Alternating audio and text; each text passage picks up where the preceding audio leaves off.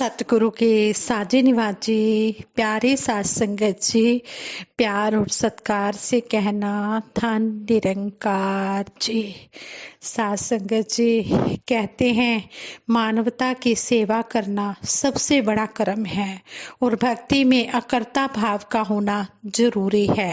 अकर्ता भाव का होना जरूरी है, तभी भक्ति सफल हो सकती है। इसी पर आधारित दासी आप जी के चरणों में विचार लेकर आई है। आप जी प्रवान करें, अगर कोई गलती हो जाए तो क्षमा करें। साध संगत जी कहते भी हैं तू करता है जगत का, तू सबका आधार। ये निरंकार सतगुरु ही सारे कार्य रास करने वाला है, सब कुछ करने वाला है और यही सारे संसार का सहारा है। कभी भी हम मन में ये ना बना बैठे कि ये काम तो मैं नहीं करूँगा तो होगा ही नहीं। नहीं, करने कराने वाला तो सतगुरु निरंकार आप है। हमारा ये नाम कर देता है, अपना नाम नहीं होने देता। बुद्धि भी यही देता है, बल भी यही देता है। बस हर पल हम सतगुरु के चरणों में यही अरदास करें कि हे दातार सच्चे पातशाह, तन मन धन से सेवा करते हुए कभी भी मन में मैं ना आए, कभी भी अहम भाव ना आए। हमेशा तू का भाव ही बना रहे कि तू करता है जगत का, तू सबका आधार। साध संगत जी ऐसे ही दासी आप जी के चरणों में विचार रख रही है। आप जी प्रवान करें, अगर कोई गलती हो जाए तो क्षमा करें। साध संगत जी पहले दासी आप जी के चरणों में एक छोटी सी स्टोरी शेयर करेगी। कहते हैं एक बार बेंजामिन फ्रैंकलिन ने एक अमीर व्यक्ति की टेबल पर $20 की सोने की गिनियां रखते हुए कहा, सर आपने बुरे समय में मेरी सहायता की थी, मैं उसका बहुत आभारी हूँ। अब मैं इतना सक्षम हो गया हूँ कि आपका वह कर्ज लौटा सकूं। मैं उस कर्ज को लौटाने के लिए आपके पास आया हूँ। बेंजामिन फ्रैंकलिन की बात सुनकर वह व्यक्ति उन्हें ध्यान से देखते हुए बोला, माफ कीजिए, मैंने आपको पहचाना नहीं है, न ही मुझे यह याद है कि मैंने किसी को $20 उधार दिए थे। बेंजामिन बोले, मैं उन दिनों एक प्रेस में न्यूज़पेपर प्रिंटिंग करने का काम करता था। एक दिन मेरी तबीयत खराब हो गई थी, तब मैंने आपसे $20 लिए थे। उस व्यक्ति को अपने बीते दिनों की याद आ गई और वह व्यक्ति बोला, हाँ मुझे याद आ गया है, लेकिन दोस्त यह तो मानव का धर्म है कि वह मुसीबत में पड़े हुए व्यक्ति की यथाशक्ति अपनी शक्ति के अनुसार सहायता करे। जितनी वो सहायता करने में सक्षम है वो उसकी सहायता करे जब किसी को सहायता की जरूरत हो। वो कहने लगे कि इन्हें आप अपने पास ही रखें और कभी कोई जरूरतमंद व्यक्ति आपको मिले तो आप उसे ये दे दें। जिस तरह मैंने एक दिन आपकी हेल्प की थी, इसी तरह आप भी निस्वार्थ भाव से जब किसी को हेल्प की जरूरत हो तो आप उसकी हेल्प करें। बदले में कोई कामना न रखें, कोई ऐसा भाव न रखें कि आज मैं इसकी मदद कर रहा हूँ तो कल ये भी मेरी कभी मदद करेगा जब मुझे जरूरत होगी। नहीं, हमने ऐसा भाव रखकर किसी की भी हेल्प नहीं करनी है। हमने निष्काम भाव से सहायता करनी है, जितनी भी हम दूसरे की सहायता करने में सक्षम हों।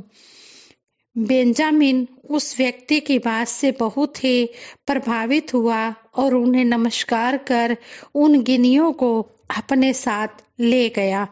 उसके बाद एक जरूरतमंद व्यक्ति को उन गिनियों को दे दिया। जब उस व्यक्ति ने बेंजामिन से उन गिनियों को लौटाने की बात कही तो बेंजामिन ने उस युवक से कहा कि आप भी आगे किसी जरूरतमंद को वो गिनियां दे देना। बेंजामिन ने कहा कि मैं समझूंगा कि मेरी गिनियां मुझे मिल गई हैं। जिस तरह अब आपको ज़रूरत पड़ी है, आपको हेल्प की ज़रूरत थी तो आपकी हेल्प हुई है, इसी तरह आप आगे भी किसी ज़रूरतमंद की इसी तरह हेल्प कर देना जब आप हेल्प करने में सक्षम हो। युवक बेंजामिन से बोला, सर मैं ऐसा ही करूंगा जैसा आपने मेरे साथ किया है। आगे मैं किसी जरूरतमंद के साथ ऐसे ही करूंगा। इसके बाद बेंजामिन उस युवक के कंधे पर हाथ रखते हुए बोले, किसी जरूरतमंद की समय पर सहायता करना ही सबसे बड़ी सहायता है। अगर हम किसी की सहायता करते हैं तो वह सहायता 100 गुना अधिक होकर हमारे पास लौटती है और हमें सक्सेसफुल बनाती है। युवक उनकी बातों से एग्री था। साथ संगत जी, मानव जीवन का उद्देश्य क्या है? एक सज्जन बोले, 84 लाख योनियों में केवल मानव योनि ही कर्म योनि है, बाकी सब भोग योनियां हैं। बस मानव जीवन में आकर अच्छे काम करते रहो, किसी का बुरा ना करो, यही मानव जीवन का लक्ष्य है। बात आगे बढ़ाते हुए कहने लगे, जैसा कर्म करोगे वैसा फल देगा भगवान, ये है गीता का ज्ञान। बस कर्म करते जाओ, फल की इच्छा ना करो। उनका कहना था कि उनका यह कहना था कि दास के मन में अनेकों विचार आने लगे।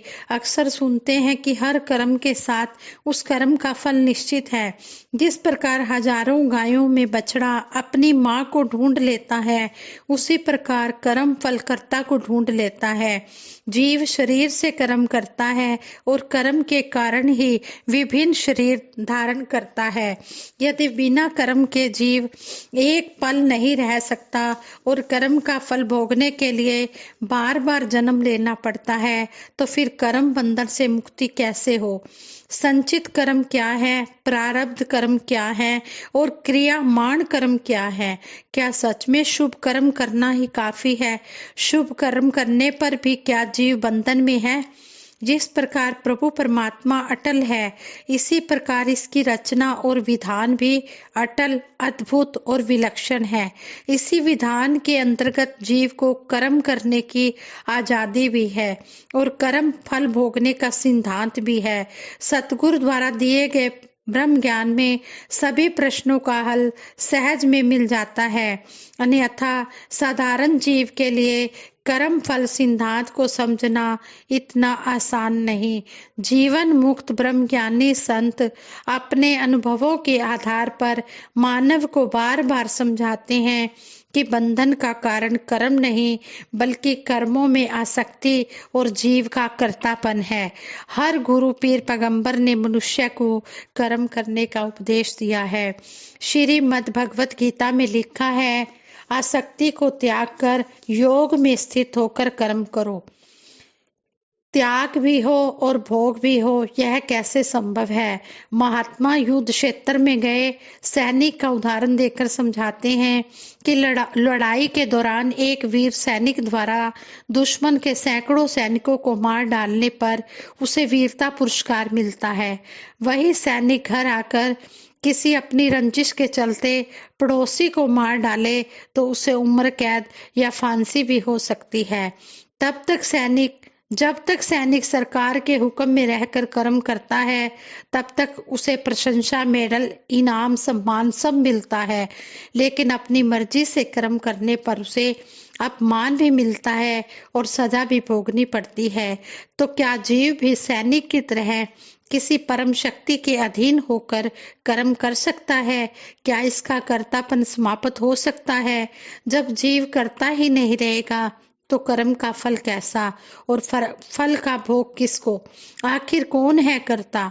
बुक्स में पढ़कर या सुनकर कि केवल ईश्वर ही सारे संसार का कारण भी है और कर्ता भी है और सब कर्म इसी के निर्मित करने हैं, बात बनने वाली नहीं है।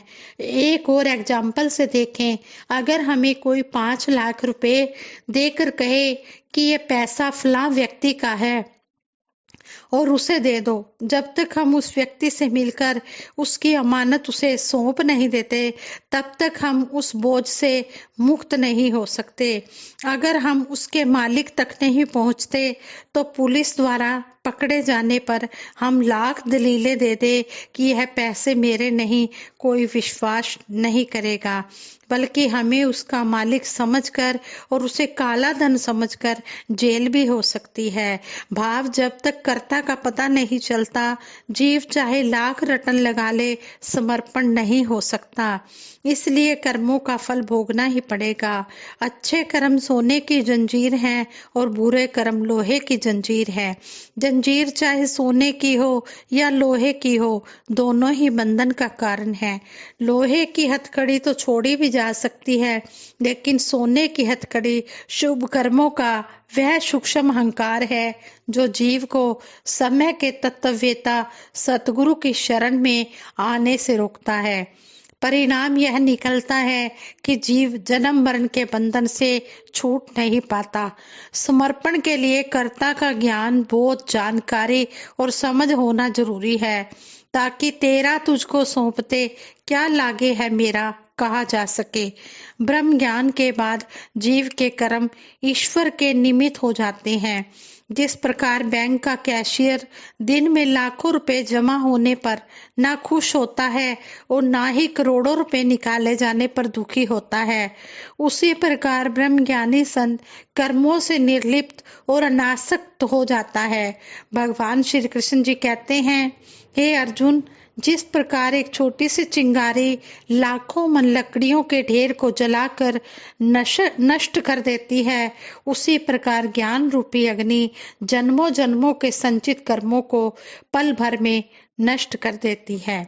ब्रह्मज्ञानी परम शक्ति के अधीन होकर निष्काम और अकर्ता भाव से कर्म करता है।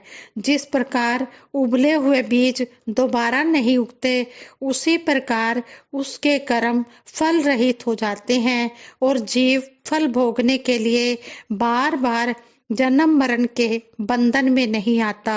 इसका अर्थ यह बिल्कुल नहीं है कि उसमें अकर्मण्यता आ जाती है, बल्कि वह पहले से भी अधिक शक्ति से ईश्वर द्वारा दिया गया तन मन धन के सभी सामर्थ्यों से एक कर्म योगी बन संसार में विचरता है और अपने सभी कर्तव्यों को निभाता है। कर्ता ना होने से ऐसा भी नहीं कि जीव अपनी मर्जी से अच्छा बुरा कुछ भी कर्म कर ले, क्योंकि अब उसे कर्म का फल तो भोगना ही नहीं, बल्कि जीव ईश्वर की इच्छा में आ जाता है। ईश्वर की इच्छा में आकर पॉजिटिविटी लाता है और कहता है कि सेवा है, संसार का भला है। ये सब हमें सतगुरु सिखाते हैं। भगवान श्री कृष्ण जी गीता में कहते हैं कि अर्जुन, मैं कर्मों में लिप्त नहीं होता और ऐसा कोई कर्म नहीं जो मैं ना कर सकूं, फिर भी मैं कर्म करता हूं, क्योंकि संसार मेरा अनुसरण करता है। श्रीमद् भगवत गीता का गूढ़ उपदेश भी यही है कि मानव समय के सतगुरु की शरण में आकर और कर्ता ईश्वर को जानकर इसके निमित्त होकर सभी कर्म करे, मानवता की सेवा निष्काम भाव से करे, तभी जीव कर्ता से अकर्ता हो सकता है, तभी जीव सभी बंधनों से मुक्त हो सकता है। इस विशेष उद्देश्य के कारण ही मानव जीवन की विशेषता है। साथ संगत जी, कितना सुंदर हमें महापुरुषों ने समझाया है कि मानवता की सेवा करना ही सबसे बड़ा कर्म है, लेकिन वो मानवता की सेवा हमने करनी है और करते हुए हमने अपने आप को कर्ता नहीं मानना है।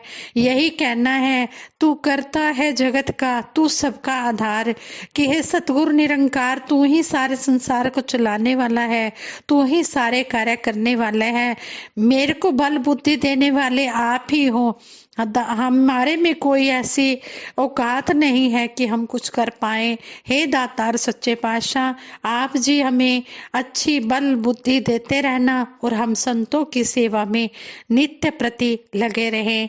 तेरा रूप है ये संसार, सबदा भला करो करतार। सारे संसार में हम इस परम पिता परमात्मा की ज्योति देखते हुए सभी का हम भला मांगे और सभी की जरूरत पढ़ने पर हम सेवा करें, यही हमें सतगुरु सिखाते हैं। सबदा भला करो करतार, मेरी मांग है ये दातार।